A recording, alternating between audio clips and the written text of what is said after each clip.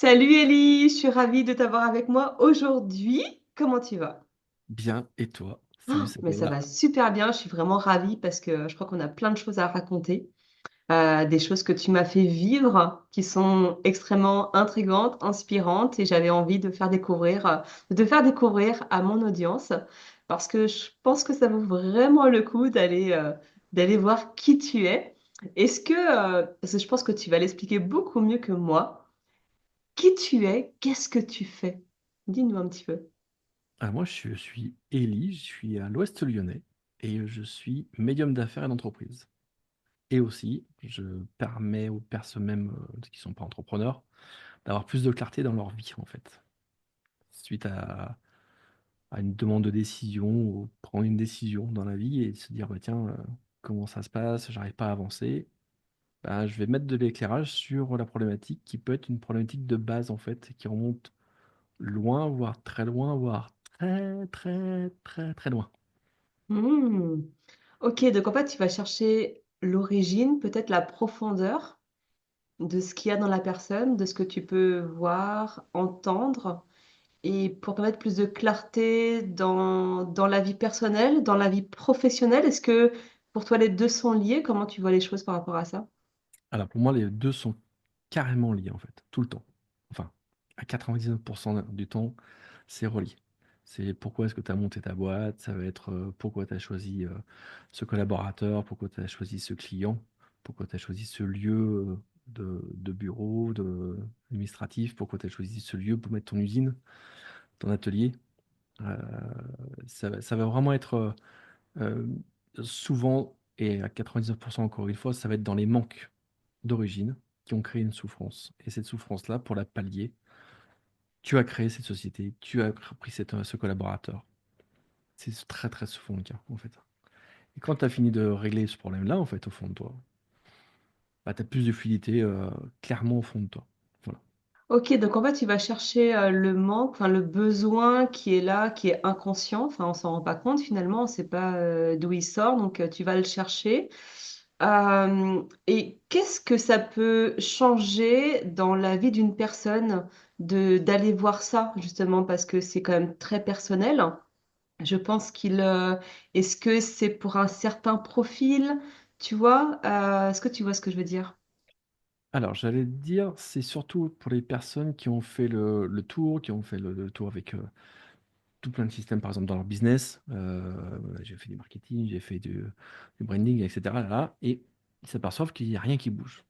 Ils se disent peut-être, ben, je vais peut-être aller voir un gars comme moi, parce qu'il y en a plusieurs, hein, des gens qui font aussi le médium d'affaires et d'entreprise, et d'aller voir éventuellement, ben, où est-ce que ça va pas, quoi? Où est le problème?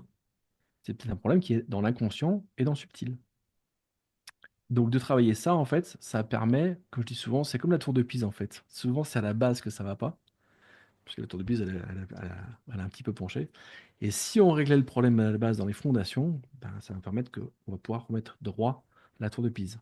Mais souvent, c'est avec des conséquences qui peuvent être plus ou moins grandes, avec des décisions à prendre dans la vie, mais parfois qui peuvent être vraiment des gros changements et des gros virages, qui soient ça peut Hmm. être personnels ou Du coup, tu professionnels. accompagnes la personne aussi, j'imagine, à ces changements et à ces décisions. Est-ce que ça peut être pour éviter que ce soit un choc, justement? Bien évidemment. Après, on demande clairement à ce que les choses soient posées après les soins, après les entretiens. Prenez votre temps, on a embrassé beaucoup de choses, on va laisser stabiliser les choses, ne prenez pas de décision tout de suite. Style ben, d'arrêter une entreprise, ou de virer quelqu'un, ou peut-être de divorcer, ou peut-être euh, voilà, d'aller parler à quelqu'un.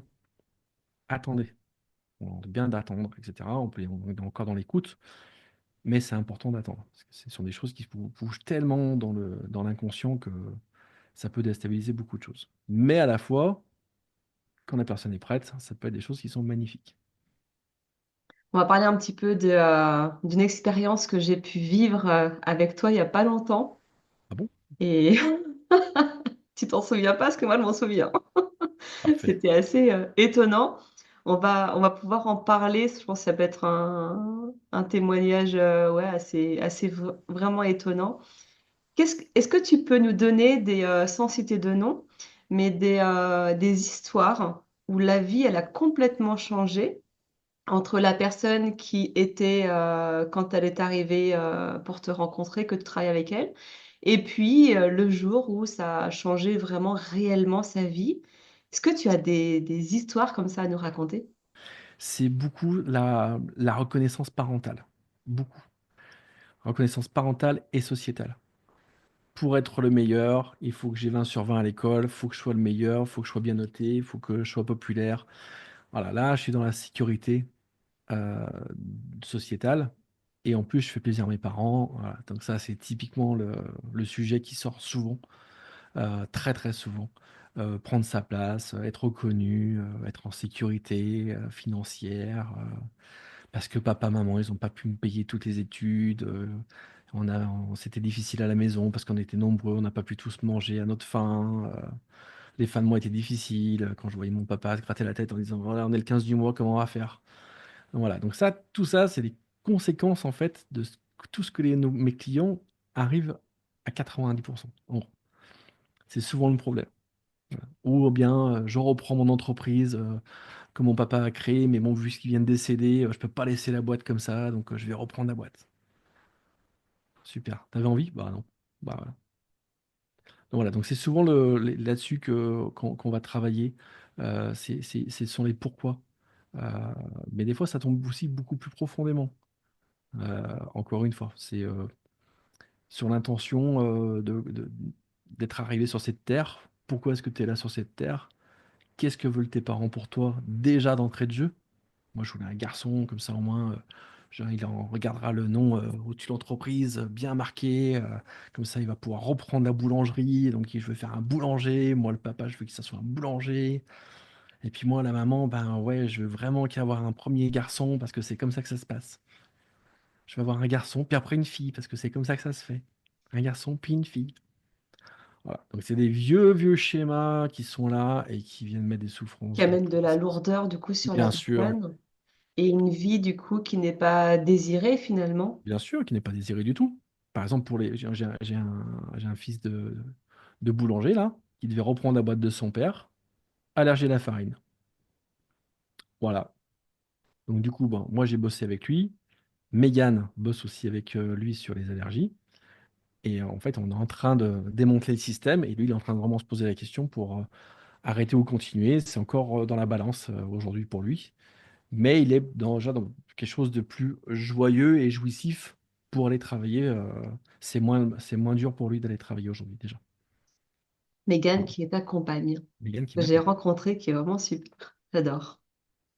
Voilà. Chouette, donc ça veut dire que même si on fait un travail personnel de développement par rapport à ce qu'on peut connaître, à ce qu'on peut voir aujourd'hui, finalement, est-ce que ça veut dire que c'est pas suffisant, qu'on a besoin d'une aide extérieure pour aller voir vraiment les choses profondément et que c'est comme ça qu'on peut avoir une vie qui nous ressemble, qui est la nôtre?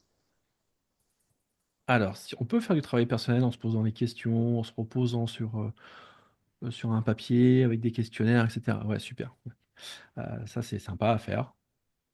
Mais en fait, ça va pas. Parce que on a un truc entre nos deux yeux là, notre cerveau qui, lui, a qu'une seule chose et qu'une mission dans sa vie, c'est te faire vivre. Même en souffrance, mais te faire vivre et te faire choisir, j'allais dire, les stratégies pour éviter de trop souffrir, mais surtout être en survie, en fait, à chaque fois. Tu parles de l'ego aussi? L'ego en fait partie, mais l'ego, il est là plus pour protéger les situations. Mais vraiment, le cerveau, il est là pour mettre en stratégie la vie, mais même dans la maladie, en fait, en réalité, hein, si on parle de ça. La maladie, c'est, bon, je suis malade. Mais on va pas encore aller chercher vraiment le problème au fond. La maladie est là un petit peu pour te dire, effectivement, il y a une problématique. Oui, on va essayer de soigner les symptômes, mais on va pas aller voir vraiment la cause profonde de ça. Exactement. C'est pour, eh ben, moi, la question, tout le temps, vous l'entendrez toujours dire pendant mes entretiens, c'est pourquoi? Pourquoi est-ce que ça s'est mis en place? Pourquoi est-ce que tu as choisi ci? Pourquoi est-ce que tu as choisi ça? Pourquoi est-ce que cette maladie s'est mise là? Pourquoi tu as une hernie discale qui s'est mise en place? Et quand on n'a pas la réponse, Et toi, ben tu donc la là, trouves. je la trouve, mais j'accompagne, comme je dis souvent. Moi, je suis juste une rampe d'escalier. C'est-à-dire que tu es dans tes escaliers de ta vie, tu veux grimper, mais des fois, tu as du mal à monter. Donc, tu fais appel à moi ou à quelqu'un d'autre qui fait quelque chose que moi. On va te donner un coup de main pour pouvoir grimper cette marche-là. Simplement, c'est qu'on va mettre en révélation la problématique qui est au fond. Encore une fois, et je le dis tout le temps, c'est pas moi qui fais l'entretien et que c'est pas moi qui vais t'aider à monter. Je vais juste te mettre de la clarté à savoir où est ta problématique dans ton émotionnel. Et ben voilà, effectivement, là, c'est désagréable pour moi ce que tu me racontes. Pourtant, je sais pas de quoi tu me parles. Je connais pas. Mais en tout cas, c'est désagréable. Parce que tout simplement, c'est que ton cerveau, il a peut-être fois tendance à mettre ça de côté. Pour pouvoir avancer dans ta vie, bah, c'est pas grave, il met de côté, mais en tout cas, tu peux avancer. Mais il y a un moment donné où bah, ça marche plus. Tu peux plus avancer. Donc effectivement, quand c'est le moment, et puis de toute façon ton corps te le dira, quand c'est le moment d'aller chercher la problématique qu'il y a au fond de toi, bah, on est là aussi pour aller travailler la situation de manque qui a été créée par rapport à ces situations-là. Alors moi, ce que j'aime beaucoup aussi chez toi quand on fait les soins ensemble, c'est qu'en fait, tu me proposes à chaque fois d'aller ressentir ce qu'il y a dans mon corps. C'est-à-dire pas juste à verbaliser, mais au contraire, ok, comment tu te sens? Comment c'est là? À quel endroit tu ressens les choses? Et en fait, c'est pas évident au début de connaître son corps et de l'écouter. Et finalement, au fur et à mesure, hein, ça aide aussi à nous découvrir et de manière autonome, à se dire, OK, ben là, je sens ça. Ah ouais, c'est dingue. Là, je sens. Parce que très souvent, quand tu me poses des questions, très souvent, moi, en tout cas, je vais mentaliser. Et je pense qu'on est peut-être beaucoup dans ce cas-là. Et le fait que tu poses la question, non, non, ok, dans ton corps, c'est comment dans ton corps? Et là, tout de suite, tu nous ramènes à notre corps. Et en fait, je me dis, waouh, mais c'est magique de ressentir ça. Et qu'en fait, c'est pas des sensations juste pour avoir des sensations, mais c'est vraiment quelque chose qui nous donne un signe ou une direction finalement. Encore une fois, moi je vais juste vous aider à ressentir la situation pour bien que vous la compreniez en fait. Savoir qu'est-ce que ça fait. Ton cerveau, là-haut, il est en stratégie pour te faire vivre. Très bien. Par contre, dans ton émotion et ton corps émotionnel, tu vas le ressentir au fond de toi. Donc là, tu vas pouvoir le verbaliser, le ressentir. Encore une fois, ne pas savoir ce que c'est exactement, mais c'est pas grave ça. Ce qui est important, c'est quelle est l'émotion qui est bloquée au fond de toi. Quand c'est, avec qui c'est, on s'en fout. Ce qui est important, c'est cette émotion-là à libérer. Une fois qu'elle est libérée, bah, tu l'as peut-être vécu, hein, comme ça, c'est là que tu n'as plus cette sensation de lourdeur, quelque chose qui tire, qui étrangle ou qui fasse n'importe quelle situation qui est pas désagréable. Et quand on va trop parler de cette situation-là, de cette sensation-là, bah, ton corps, il n'existe plus. Ça n'existe Mm. plus cette sensation-là dans ton corps. Mm. Oui, puis comme tu disais, tu as cette capacité de ressentir les choses de manière, oui, très profonde et d'aller voir aussi lointain que possible des éléments qui pourraient nous paraître complètement bizarres, étonnants, qui pourraient nous paraître complètement inexistants. Enfin, en fait, souvent, on se pose même pas la question. On se dit même pas, bah tiens, ça pourrait venir de là, de là, de là. Mais toi, tout de suite, tu arrives à voir, ah ouais, là, il y a quelque chose. Là, ça vient de là. Ah, là, on va voir là, à tel endroit. Ça correspond à telle période. Enfin, tu vois, tu arrives à retracer finalement l'origine de ce problème. Et je trouve ça incroyable parce que parfois, je connais pas ton public en général, mais tu as sûrement des personnes qui ont 40 ans, 60 ans et qui se disent, mais waouh, en fait, j'ai vécu toute ma vie comme ça. Et là, grâce à toi, tu arrives à me libérer de toute cette souffrance que j'ai vécue, ou sans parler de souffrance, parce que des fois, on n'est pas forcément malheureux, mais il y a des décisions qu'on ne prend pas, du coup, vraiment parce que on n'est pas nous-mêmes. On se sent souvent dans l'inconfort, en fait. Dans l'inconfort, tu te dis, tain, c'est bizarre, je suis bien, hein, mais c'est pas confortable cette situation-là, je comprends pas pourquoi. Et c'est souvent là quand on va chercher, effectivement, euh, ton cerveau, parfois, il va juste te donner l'information, bah ça, je me souviens de ça, mais en fait, non. Cette situation-là, c'est toi qui l'as amené vers toi. Parfois, c'est des situations qui sont dramatiques, on est bien d'accord, hein. Attention à tout ce qui est relié directement avec ce genre de choses, c'est dramatique et c'est punissable régulièrement par la loi, on est bien d'accord. Mais au fond de tout ça, c'est quelle ouverture t'as laissé pour pouvoir rentrer cette situation en toi? C'est ça le problème, c'est quelle est la situation? Quelle est la situation de manque? Et t'as laissé ouvert cette porte-là. Il est là le problème. Tout le temps, régulièrement. Donc ça veut dire que le problème n'est pas le problème en soi, mais finalement c'est un manque qui a été créé et qui cause ce problème et ça pourrait créer un autre problème d'ailleurs. Et Ça dépend de chacun. c'est surtout pourquoi j'ai attiré cette situation à moi? Mmh. Qu'est-ce qu'elle a à me dire cette situation-là? Mmh. Et dès que tu comprends les choses, en fait, ben, il y a l'éclairage qui se fait. Alors au début, tu t'en veux, je comprends pas, et pourquoi, ou c'est de sa faute. Parce que c'est facile de dire que c'est de sa faute, hein. Mais en fait, au final, quand on s'aperçoit où est notre manque, ah, mais c'est pour ça que je suis comme ça. D'accord, je comprends cette situation-là. J'aime bien quand tu parles, en tout cas ça me parle quand tu parles d'inconfort, parce que ça veut dire que on peut se sentir heureux, plus ou moins avec des challenges de vie, tolérer ce qu'on a, mais quand même se sentir dans des situations inconfortables. Et ça ne veut pas dire en effet qu'on est malheureux, mais il y a de l'inconfort qui vient de temps en temps, un petit peu trop souvent parfois, nous titiller. Et finalement, cet inconfort, ça veut dire qu'il y a des choses encore à aller chercher, à aller creuser. Souvent, très souvent. Ensuite, le truc qui me venait quand tu me disais ça, je mets souvent cet exemple-là. Euh, Dans l'inconscient collectif, on est souvent à dire, voilà, ah là, cette personne, elle a réussi. Pourquoi? Ah ben écoute, voilà, il y a le SUV dans la boîte, dans la cour de la villa, avec le portail automatique, la voiture de sport de monsieur, ça part l'hiver pour ski, ça part au soleil l'été, ils ont un garçon, une fille, euh, la dame, elle est comme si, le monsieur, il a la Rolex au poignet. Donc voilà, donc ça, c'est l'image de réussite. Ok, très bien. Ça peut, hein, très bien. Si les gens sont bien comme ça, allez-y. Puis peut-être que tu as une autre personne qui va dire, bah, moi je vis dans ma caravane, ou je vis dans mon camion depuis 10, 15 ans, 20 ans, et je suis heureux comme un roi. En fait, c'est de savoir en fait où est-ce qu'on est heureux. Bah, la première personne qui va nous faire voir qu'on est heureux, c'est nos parents en fait, en réalité. Parce que c'est eux qui vont nous montrer. Comme pour la réussite. Allez mon fils, faut que tu travailles, hein. Faut que tu aies 20 sur 20, hein. Dépêche-toi, vite, allez, va travailler. M'en fous.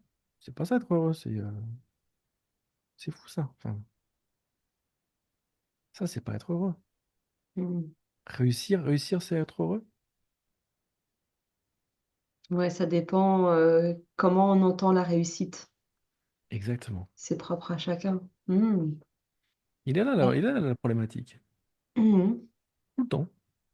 Donc c'est beaucoup de croyances liées à l'éducation, mais en même temps, les parents ont aussi été éduqués d'une certaine manière, et puis les grands-parents, etc. Enfin, du coup, ça peut être Exactement. sans fin.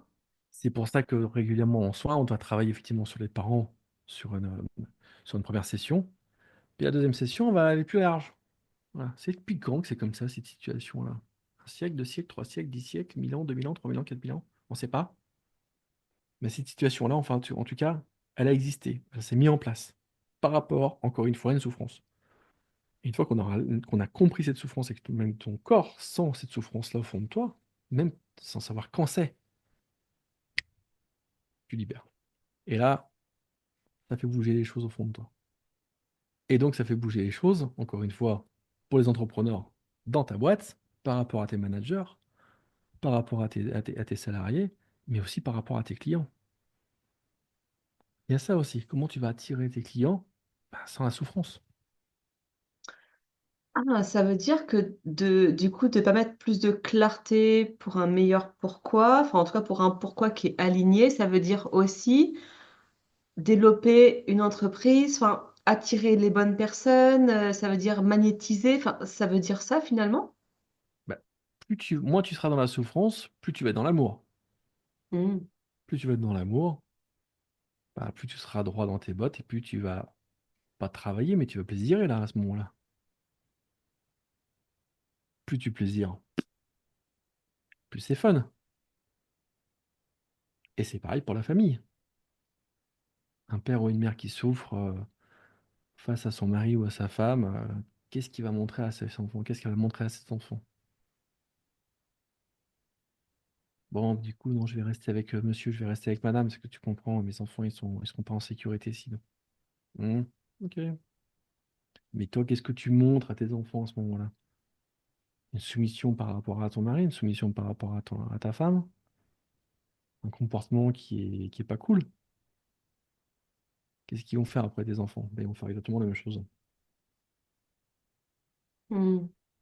Donc il y Et a une transmission qui est là. surtout, moi, c'est quelque chose que j'ai compris après. En fait, bah, il faut pas en vouloir à nos parents parce qu'en effet, ils ont été éduqués d'une certaine manière. Et ça, c'est important en fait de ne pas mettre la faute sur eux parce que nous, c'est pareil avec nos enfants. On leur a sûrement inculqué des croyances qui vont pas être bonnes pour leur développement. Et je pense que ça va être aussi un travail d'accepter et de se dire, ah, que j'ai pas bien fait les choses. Et c'est aussi, ouais, en effet, un travail d'acceptation. Qu'est-ce que tu en penses par rapport à ça? On accepte pour après pouvoir libérer. Alors déjà, il faut se remettre une chose claire et nette par rapport aux parents. Il n'y a pas de diplôme de parents, déjà. Donc déjà, d'entrée de Ouais. jeu, vous pouvez pas Tu apprends sur culpabiliser en le tas. disant ah, j'ai mal fait les choses. Non, t'as pas fait les choses, t'as fait comme t'as pu. Juste à souvent les parents qui disent non mais tu comprends, moi de mon temps, je faisais comme ça et ça marchait bien. Oui, ok, d'accord. Oui. Déjà, là, il y a deux choses qui vont pas, c'est un de mon temps et moi je faisais. Là. Déjà que tu faisais comme tu pouvais, toi papa, tu vas m'expliquer comment il fallait faire maintenant. C'est limite. Tu vois. Donc déjà, ça c'est sûr et certain. Et deuxième chose, également, je vais parler d'un mot qui est bizarre pour les garçons, mais c'est le mot qui est amour en fait. Parce que l'amour est un art qui est tellement incompris qu'il n'est pas enseigné non plus. Bonjour, je vais en fac d'amour. Non, ça n'existe pas, j'ai pas vu encore. Mais tu sais, tu dis pour les garçons, mais je pense que pour les filles aussi. Bien sûr, après moi je le dis parce que je suis concerné au plus près. Hmm. Quand je parle d'amour à des gars, il faut... Ça va là-dedans? Tout va bien. Nickel. Mais c'est sûr que pour Mais après, c'est vrai que tu viens mettre le point sur quelque chose qui est intéressant, c'est quand est-ce qu'on parle d'amour dans cette société en fait? Et c'est quoi en fait l'amour et comment elle est identifiée? Il y a des gens qui me disent, voilà, alors moi, l'amour, je l'identifie parce que mon chéri il me fait un bisou. Ah bah l'amour, bah, parce que moi, on m'a offert un sac à main. Ouais, on fait l'amour parce que enfin, mon mari m'a dit que oui, ok pour un enfant.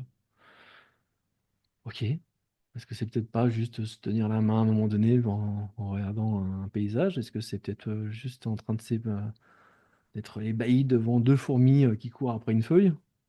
Est-ce que c'est pas en regardant juste le ciel? Est-ce que voilà, il y a toujours cette situation-là aussi qui est importante Hmm. par rapport à ça. Hmm. Ouais, c'est chouette. Ça me fait penser à mon petit où on regarde le lever de soleil quasiment tous les matins quand il est d'une couleur sublime et il a 2 ans et demi, tu vois. Et juste ça, c'est beau. Et en fait, quand je vis ces moments-là avec lui, je me dis, waouh, mais en fait, je lui donne de l'amour et il me donne de l'amour. Et Simplement. avant, mes filles, tu vois, qui sont plus grandes, je pensais pas à ça, à cette notion d'amour comme ça, tu vois. Ça a vraiment changé les choses par rapport à ça. Et c'est hyper agréable, en fait. C'est C'est ça. hyper agréable parce que du coup, on se rend compte que notre activité aussi, eh ben, donnons de l'amour, mais vraiment, en fait, à nos clients, à notre entreprise et à nous-mêmes principalement. Du coup, Bien on va sûr. être la base de ça pour pouvoir l'expanser. Et ce qui est super intéressant quand tu dis ça, c'est-à-dire que tu dis, bon, effectivement, nos collaborateurs, effectivement, nos clients, mais nos clients, s'ils sont satisfaits quelque part, l'amour qui est au fond de toi, ils vont le ramener chez eux dans leur foyer. Hmm. J'ai ramassé un super produit, j'ai acheté un super produit, que ça soit n'importe quoi, que ça soit un outil, que ce soit un outil mécanique, que ce soit un outil personnel Ouais, pour ou j'ai compris soi. quelque chose là, ça y Voilà, est. j'ai capté, Ah ouais, ouais. j'ai compris. Hmm. Je suis venu avec ma voiture, tout simplement, j'ai acheté une nouvelle voiture, je suis content. Cette voiture me va bien. Ah ouais, en plus, le mec, il est content, donc il est dans un amour. Ah, on est bien dans la voiture. Oui, certes, matériel, mais peut-être que c'est aussi par là que va passer l'amour à ce moment-là. Mm, mm. Ouais, c'est chouette. Ben oui, d'ailleurs, tu as une belle voiture, Ellie, pour Merci. l'avoir vue. C'est gentil. Magnifique. Ça te va bien. On essaye. Euh, j'ai envie de rebondir sur ce que j'ai vécu il y a quelques semaines. C'est encore récent. Euh, je, je peux l'expliquer et en même temps, je pense que tu es plus à même de l'expliquer. Euh, en fait, on était ensemble hein, à un événement. Il y avait une cinquantaine de personnes avec nous. Et premier jour, voilà, on travaille, beaucoup d'introspection, hein, beaucoup de profondeur, beaucoup d'énergie, hein, une haute fréquence vibratoire dans cette salle, c'était très élevé, beaucoup de conscience. Et puis le lendemain, je ne sais pas ce qui se passe, je m'effondre. Je pleure toutes les larmes de mon corps, je comprends pas ce qui m'arrive, je me sens vide, je sais pas. Et la première chose que tu as faite quand tu m'as vue, c'est que tout de suite, tu es venu à moi, tu m'as pris dans tes bras et tu m'as dit, attends, je vais regarder. Et je pleurais et en même temps, je te faisais confiance. Et tu regardais, tu sentais qu'il y avait une émotion là, qu'il y avait une douleur à tel endroit. Et je t'ai fait confiance et tu m'as dit, laisse faire et vas-y, continue de pleurer et ça va aller, tu vois. Et on a fait ce soin dans le couloir de l'hôtel. Ça a duré peut-être un quart d'heure, 20 minutes, je sais plus trop. Et, euh, et après, on a mangé ensemble et tu as continué à me parler en me disant, bah tu vois, là, je ressens ça. Là, tu devrais aller voir ça. Et en fait, tu m'as guidée, tu m'as orientée pour que je me sente mieux parce que j'étais bouleversée. Et c'est là que j'ai découvert que j'ai fait ce qu'on appelle un saut quantique, que en fait, je ne connaissais pas. Je savais même pas que ça existait, que c'était possible, et en fait que j'ai vécu ça. Comme une sorte de délivrance, de renaissance. Est-ce que en deux, trois mots, tu pourrais expliquer à notre audience peut-être qu'est-ce que ça signifie et quel en est du coup le bénéfice de vivre ce genre de choses? Alors, déjà, il y a un paramètre qui est important, c'est quand ton corps, ton esprit est OK pour y aller, il va se manifester. En l'occurrence, on était dans une situation où effectivement, il y avait une vibration qui était intéressante et qui était importante. On va dire que ça facilitait la tâche. On va pas se mentir. Euh, Encore une fois, ce sont des choses que moi je sens, que je perçois, et quand je sens que c'est OK, on y va, quoi. Si je sens qu'il y a un mur qui est là, qui se présente, je touche pas. Ça sert à rien. Pour l'instant, c'est figé, c'est dans la glace et il faut pas y aller. C'est la structure qui est comme ça et Comme il faut ça. laisser le temps au temps. C'est la protection de ton conscient. Bah, si je touche à ça, qu'est-ce qui va se passer? Ah non, non, mais laisse congeler cette situation-là. Vaut mieux la laisser congeler, parce que si tu touches trop, qu'est-ce qui va se passer? Ok, donc c'est chouette. Donc du coup, tu arrives à savoir, ok, là c'est bon, on peut y aller. Là par contre, non, c'est pas le moment. Et après, encore une fois, c'est tout le temps le choix de la personne. Est-ce qu'aujourd'hui, tu veux y aller ou pas? Si tu veux pas y aller, on n'y va pas. Et après, souvent, la personne va me dire ce qui va pas, en fait. Mais je vais lui demander, bien évidemment, si on peut y aller ou pas. Que tu seras forte aussi pour voir les conséquences qui va avoir lieu d'amélioration, bien sûr, hein, mais on ne sait pas comment ça va se passer la suite. Quelles sont les décisions qui vont être prises au fond de tout ça. Donc là, tu avais senti en fait ma structure qui était ouverte, qui était capable d'entendre à ce moment-là. À ce moment-là, oui. Il fallait accompagner la situation. Je ne pouvais pas te laisser sur un one shot et te laisser sur place et partir. C'était pas possible. On accompagne tranquillement pour du futur et du mieux. C'est ça qui est important. Il y en a qui vont arriver, qui vont poser juste la situation là, et qui vont partir. Ok, d'accord, mais qu'est-ce que tu fais avec ça? Il y a quand même tout un système d'accompagnement derrière qui est là pour restructurer cette nouvelle vie, cette nouvelle façon de voir, cette nouvelle façon de sentir les choses dans ton futur. Parce que peut-être qu'il va falloir que tu laisses tomber des personnes, il y a peut-être qu'il va falloir que tu laisses tomber une situation, une maison, un lieu où tu vis, une entreprise, un collaborateur, euh, un client même. On va dire, écoute, ouais, ça me saoule en fait, je bosse pour toi là, mais je souffre, tu me demandes tout le temps plein de trucs et je me suis aperçu que bah, j'avais pas de limite en fait avec toi. Et aujourd'hui, mes limites, c'est ça. Non, tu veux pas, bah écoute, je m'en vais. C'est en fait, c'est de grosses prises de conscience, en fait. Tout à fait, tout le temps. Souvent. Très très souvent. C'est un poids qui s'enlève, mais la conscience te dit, ah, putain, j'ai souffert comme ça. Cette situation-là, j'ai souffert comme ça. Dans ma vie, j'ai souffert comme ça. Avec cette situation-là qui était en moi. Alors des fois, il y a des gens qui ont des remords pour eux. On dit, attendez, détendez-vous, vous avez fait comme vous avez pu, hein. Donc voilà. Et vous avez le droit de vous pardonner. Ne pas savoir, à la fois, euh, comme je dis souvent, ne pas savoir, c'est pas condamnable en fait. Mais quand tu sais, après, c'est ta responsabilité. Ce qui est une sacrée différence, en fait. Tu sais qu'il y a cette situation-là, très bien. Tu fais ce que tu veux maintenant. Tu veux ou tu veux pas, c'est pas grave. Mais la situation, c'est comment tu vas faire pour la faire évoluer. En tout cas, ouais, j'avais bien besoin de toi ce jour-là pour comprendre ce qui m'arrivait. Ça arrive. C'est indescriptible. C'est ça le problème, c'est que c'est indescriptible, t'as tout dit. Et Mm. je suis content que tu aies décrit ce que tu as vécu, euh, parce que moi j'ai mes mots, mais tes mots sont aussi importants, en fait. Ouais, j'étais vide et vivante à la fois, tu vois. C'est comme si, en fait, pendant ce temps qui a duré quand même une bonne journée, où j'étais dans un état stone, quoi, hyper zen, je dirais. C'est comme si j'avais zéro envie, zéro attente, euh, zéro inquiétude. Tu vois, juste, j'étais dans le moment présent, en fait, de ce qui m'arrivait et c'était centré sur moi. Je dis même pas, je me suis centrée sur moi parce que j'ai l'impression que c'est pas moi qui contrôlais. Tu vois, je marchais comme ça, du coup, dans la rue pour prendre l'air. Et c'est comme si c'était centré sur moi, il y avait que moi à ce moment-là. C'est assez étonnant comme sensation. C'est souvent le point zéro qu'on appelle, que beaucoup de monde appelle, hein, c'est le point zéro. C'est-à-dire que là, il y a plus de choses qui vont te faire basculer dans le plus, dans le moins, c'est juste, t'es là. Point zéro. C'est tout. T'es là. T'es axé.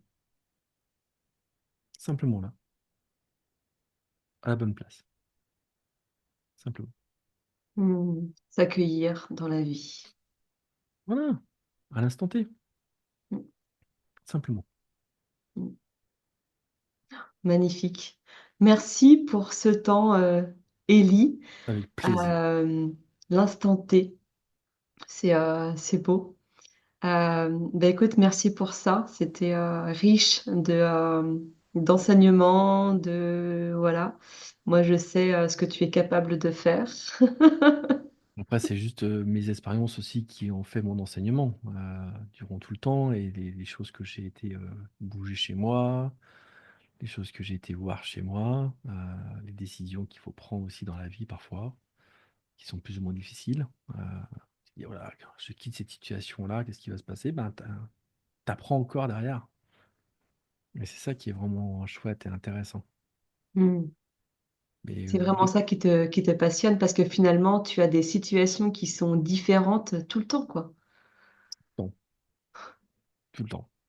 Dans mes clients, on appelle ça j'appelle ça des clients, hein, voilà.